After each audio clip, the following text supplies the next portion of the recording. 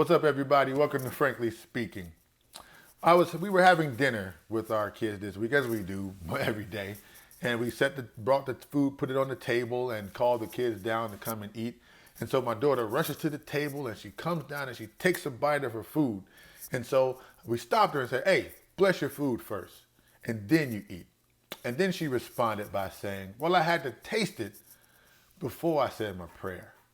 And I was like, "Kid, that was the wrong order. You can't taste it before you bless it. You have to bless it before you taste it." And even though I said that in a funny way, it actually made me think about our walk with God, that oftentimes we try to taste things before we ask God to bless it. Or simply, we put ourselves in situations first before we ask God to give us guidance. And we find ourselves in some terrible situation or some bad situation or some sticky situation, and we want to ask God to get us out of it. But we should have gotten the order right the first time. You know, last week I gave you my favorite scripture.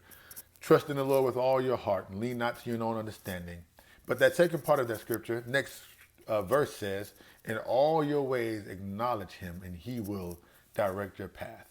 We have to acknowledge God first. Acknowledge that we need God. Acknowledge that we need guidance from God so that God can direct our path. It has to go in that order. And so I want to encourage you. You may find yourself in some sticky situation asking God to get you out. I want you to next time get the order right. God, show me first, and then I can step into this thing. Guide me, and I can move forward. So be encouraged.